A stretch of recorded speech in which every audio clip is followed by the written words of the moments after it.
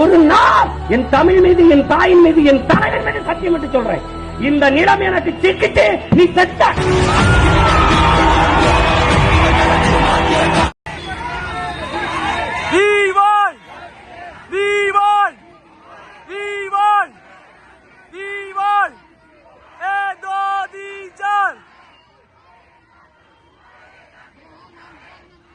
கொல்கட்டால ஒரு மாபெரும் அதிர்ச்சி சம்பவம் ஒண்ணு நடந்திருக்கு.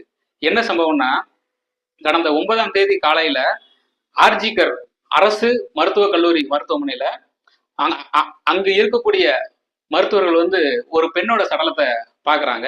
அந்த பெண் யாருன்னு பார்த்தோம்னா, அங்கு பணிபுரியக்கூடிய பயிற்சி மருத்துவர் தான். மருத்துவர் வந்து கொலை செய்யப்பட்டு இருக்கிறாங்க. அதுவும் வெறும் சாதாரணமாக ஒரு கழுத்தை அறுத்தோ கையை வெட்டியோ அந்த மாதிரி கிடையாது. பாலியல் வன்கொடுமை செய்யப்பட்டு கொலை செய்யப்பட்டிருக்காங்க. இந்த கொலையுடன் பின்னணி என்ன அப்படிங்கிறத பார்ப்போம். இந்த கொலை ஏன் நடந்துச்சு, எதுக்கு நடந்துச்சு அப்படிங்கிறதையும் தெளிவா பார்ப்போம். என்ன நடந்துச்சு அப்படின்னா, 8ஆம் தேதி இரவு என்ன நடந்துச்சுன்னா, ஒவ்வொரு மருத்துவமனைக்கு வெளியிலையும் புரோக்கர் இருப்பாங்க. அதாவது அவங்கள கம்பவுண்டர்னு சொல்லலாம். அரசு வந்து தனியா கம்பவுண்டர்னு ஒரு சில பேரை நியமிச்சிருப்பாங்க. இது போக இன்னும் ஒரு சில பேர் வந்து வெளியே சும்மா சுத்திக்கிட்டு இருப்பாங்க. அவங்க யாருன்னு பார்த்தோம்னா, இப்ப நம்ம புதுசா அரசு மருத்துவமனைக்கு போகிறோம் அப்படின்னா அவங்களுக்கு வந்து ஒரு வழிகாட்டி மாதிரி. எப்படின்னா, காசை வாங்கிட்டு சொல்றது, இந்த இடத்துல இது இருக்குங்க, இங்க எக்ஸ்ரே சென்டர் இருக்கு, இங்க ஸ்கேன் சென்டர் இருக்கு, இங்க பிளட் டெஸ்ட் எடுக்கலாம் அப்படிங்கிறத சொல்ற மாதிரி ஒருத்தர் தான் அங்க இருந்திருக்காரு. அன்னைக்கு 8ஆம் தேதி நைட்டு என்ன நடந்திருக்குன்னா, கிட்டத்தட்ட 11 மணி அளவுல ஒரு கேஸ் வருது. அந்த கேஸையும் இவர் அட்டன் பண்றாரு. அவங்களுக்கு வேணுங்கிற வழிகாட்டுதலாம் பண்ணி கொடுக்காரு.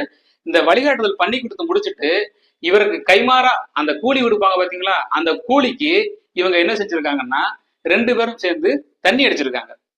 அதாவது அரசு மருத்துவக் கல்லூரி மருத்துவமனை காம்பவுண்டுக்கு உள்ளேயே தண்ணி அடிச்சிருக்காங்க 2 பேரும். இவங்க 2 பேரும் தண்ணி அடிச்சு அதிக அளவில் போதையின் உச்சத்துல 3வது மாடியில கருத்தரங்கம், எல்லா மருத்துவமே நம்ம ஒரு இது வச்சிருப்பாங்க, கருத்தரங்கம்னு ஒண்ணு தனியா இருக்கும். அதே மாதிரி இந்த கருத்தரங்கத்துக்கு போயிருக்காரு. 3வது மாடி. இந்த மிகுந்த போதையில எப்படி ஒரு நபர் ஒரு மிகப்பெரிய போதையோட ஒரு மருத்துவமனைக்குள்ள சுத்த முடியும்? ஏன்னா எல்லா மருத்துவமனையும் பாதுகாப்பு இருக்கும், போலீஸ் இருப்பாங்க. அதாவது சாதாரணமா தண்ணி அடிச்சுட்டு ஒரு பொதுத்துறைகளுக்கு நம்ம போக முடியாது. ஒரு ஆர்டிஓ ஆபீஸ்க்கோ, ஒரு பள்ளிக்கூடங்களுக்கோ, இல்ல ஒரு தாசில்தார் ஆபீஸ்க்கோ போக முடியாது. ஏன் போக முடியாதுன்னா, நீ தண்ணி அடிச்சிருக்குன்னு உள்ள விட மாட்டாங்க. ஆனா இது மருத்துவமனை. இந்த மருத்துவமனையில எப்படி பாதுகாப்பா உள்ள இருந்திருக்கணும்? அப்ப நைட் 2 மணிக்கு 3 மணிக்கு இந்த பாதுகாப்பு இல்லாத சூழல் எப்படி உருவாச்சு? அப்ப அங்க யாருமே கிடையாதா? செக்யூரிட்டி யாருமே கிடையாதா? எல்லாமே தனியார் இடம் கொடுத்துருக்கும். செக்யூரிட்டி தனியார் செக்யூரிட்டி தான் போட்டிருக்காங்க. அரசு காவலர்கள் யாருமே கிடையாது. இப்படி அதாவது ஏன் அரசு இதை நம்ம செய்யணும், செக்யூரிட்டி தனியார் செக்யூரிட்டி போடாம கவர்மெண்ட் எடுக்கணும் அப்படின்னு சொல்றோம்னா, ஒரு பாதுகாப்புக்கு தான். இந்த அதாவது மருத்துவர்களோட இறப்புங்கிறத வந்து இது வந்து ரொம்ப கொடூரமானது.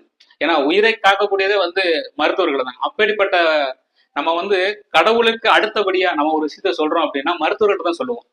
வேற யார்ட்டுமே நம்ம பகிர்ந்துக்க மாட்டோம். நம்ம அந்தரங்க விஷயமா இருக்கட்டும், எதுவா இருக்கட்டும், இதுகளை வந்து நம்ம கடவுளுக்கு அடுத்தபடியா மனம் விட்டு பேசி சொல்றோம் அப்படின்னா மருத்துவர் தான் சொல்லுவோம். அப்பேற்பட்ட மருத்துவர்களுக்கு வந்து ஏன் இங்க பாதுகாப்பு இல்லை? சரி, நம்ம உள்ள போவோம். இவர் 1 மணி 2 மணிக்கு அளவுல இந்த 3வது மாடி வரைக்கும் ஏறி அந்த கருத்தரங்கு போயிருக்காரு. இந்த 31 வயதுடைய பெண் வந்து பார்த்தோம்னா கிட்டத்தட்ட 36 மணி நேரமா வேலை செஞ்சிருக்காங்க. ஏன்? மருத்துவர் பற்றாக்குறை. இந்த நாட்டில தான் மருத்துவர் பற்றாக்குறை. அதிக அளவில் மருத்துவர்களை வெளிநாடுகளுக்கு ஏற்றுமதி செஞ்சுக்கிட்டு இருக்கோம். ஆனா நமக்கு மருத்துவம் பார்க்கறதுக்கே இங்க மருத்துவர் பற்றாக்குறையா இருக்காங்க.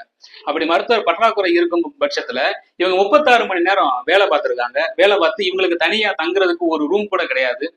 அப்படி இருக்க சூழல்ல தான் இவங்க கருத்தரங்கம் அதுக்குள்ள போய் தூங்கியிருக்காங்க. இவர் மிகுந்த போதையோட இருக்கிற ஆசாமி என்ன செஞ்சிருக்காருன்னா, இவர் உள்ள போய் அவங்கள பாலியல் துன்புறுத்தல் செஞ்சு, அவங்கள கொலை செஞ்சு, கைகால் அதாவது கை முறிக்கப்பட்டு, கழுத்து முறிக்கப்பட்டு, மிகவும் கொடூரமான முறையில கொலை பண்ணியிருக்காரு. இந்த கொலையை பண்ணிட்டு இவர் எப்பயும் போல எதுவுமே தெரியாத மாதிரி இந்த சடலத்தை வந்து வெளியே ஒரு இது மாதிரி எடுத்து போட்டுட்டு இவர் எப்பயும் ஏன்னா அவருக்குன்னு தங்குறதுக்கு தனியா ரூம் இருக்கு. எப்பேற்பட்ட இது பாத்தீங்களா? ஒரு டாக்டருக்கு 36 மணி நேரம் வேலை பார்த்திருக்காங்க. அந்த டாக்டருக்கு தங்குறதுக்கு ரூம் இல்லை. ஆனா இந்த ஆள்காட்டி மாதிரி புரோக்கர் மாதிரி சுத்துறாங்க பாத்தீங்களா, இவங்களுக்கு அரசு மருத்துவமனையில ஒரு இது இருக்குது, ரூம் கொடுத்துருக்காங்க. இவர் எப்பயும் போல அந்த ரூம்ல போய் தங்கிட்டாரு. மறுநாள் காலையில அங்கு இருக்கக்கூடிய மருத்துவர்கள் மற்றும் மாணவர்கள் இருப்பாங்கல்ல, அவங்க கூட படிச்ச மாணவர்கள்லாம் இருப்பாங்கல்ல, அவங்க தான் பார்த்திருக்காங்க இவங்க இந்த மாதிரி இறந்து கிடக்குறாங்க அப்படின்னு. அதை பார்த்துட்டு அங்க உடனே காவல்துறை வருது. காவல்துறை சோதனை பண்றாங்க. அந்த சோதனையில என்ன கிடைக்குதுன்னா, அந்த வன்கொடுமை செஞ்சார்ல அவரோட ப்ளூடூத் ஹெட்போன் அங்க விழுந்திருக்கு. அப்ப அதன் அடிப்படையில முதல் கட்ட விசாரணைய தொடங்குறாங்க. இது யாரோடது அப்படிங்கிறத பார்த்து சிசிடிவி கேமராலாம் செக் பண்றாங்க. சிசிடிவி கேமராவை செக் பண்ணி முடிச்சுட்டு, அப்ப இவர் தான் இந்த டயத்துல வந்திருக்காரு, இவர் தான் இங்க போயிருக்காரு அப்படிங்கிறத உறுதி பண்ணிட்டு இந்த ப்ளூடூத்தையும் அவரோட செல்லோட கனெக்ட் பண்ணி பார்த்திருக்காங்க. ரெண்டும் மேட்ச் ஆயிருக்கு. உடனே அவரை காவல்துறை கைது பண்ணிடுது. இந்த கைது பண்ண காவல்துறை மீண்டும் இந்த வழக்கு காவல்துறை வசம் இருந்தா சரிப்பட்டு வராது, எங்களுக்கு இன்னும் விசாரணை, இது போலீஸ் விசாரணை பத்தாது, எங்களுக்கு சிபிஐ விசாரணை வேணும் அப்படின்னு கேட்டிருக்காங்க. ஏன் சிபிஐ விசாரணை கேட்டிருக்காங்க அப்படின்னா, இந்த வழக்குல முதல்ல யார் போலீஸ்கிட்ட புகார் கொடுத்துருக்கணும் அப்படின்னா, இந்த மருத்துவமனையின் பிரின்சிபால், அதாவது தலைமை அலுவலகர், அவர் தான் இந்த கம்ப்ளைண்ட்டை கொடுத்துருக்கணும். ஆனா இத அவர் கொடுக்கல. இதுக்கு மாறா என்ன பண்ணிருக்காங்கன்னா, அந்த இடத்துல இருந்து அவரை உடனே பதவி நீக்கம் செஞ்சு அதே இடத்துக்கு வேற ஆளை போட்டிருக்காங்க. ஏன் அவசர அவசரமா ஒரு மருத்துவரை மாத்தணும்? ஏன் தப்பு இல்லைன்னா அவரே இருந்து அதை சரி பண்ணலாமே, ஏன் மாத்தணும் அப்படிங்கிற ஒரு கேள்விக்குறியும் இங்க இருக்குது. அதன் சந்தேகத்தின் அடிப்படையில் தான் பெற்றோர்களும் மாணவர்களும் எங்களுக்கு காவல்துறை விசாரணை பத்தாது, போலீஸ் விசாரணை, இது சிபிஐ விசாரணை வேணும் அப்படின்னு கேட்டிருக்காங்க. உடனே இதை ஏற்றுக்கொண்ட உச்சநீதிமன்றம் இந்த வழக்கை சிபிஐக்கு மாத்துறாங்க. சிபிஐக்கு மாத்தின உடனே சிபிஐ 5 மருத்துவர்களுக்கு சம்மன் அனுப்பியிருக்காங்க ஆஜராகும்படி. இந்த விசாரணை வழக்கு சம்பந்தப்பட்ட விசாரணைக்கு நீங்க ஆஜராகணும் அப்படின்னு 5 மருத்துவர்களுக்கு சம்மன் அனுப்பியிருக்காங்க. இனி என்ன நடக்கும் அப்படிங்கறத இனி வரும் காலங்கள்ல தான் நம்ம பார்க்க முடியும். இந்த கேஸோட அடுத்த கட்டம் என்ன, இது யார் பண்ணாங்க, இது வெறும் போதையினால மட்டுமே நடந்ததா அப்படிங்கிறத இனிமே தான் நமக்கு தெள்ள தெளிவா வெளியே வரும் தகவல்களாக இருக்கும். நன்றி, வணக்கம். இது உங்கள்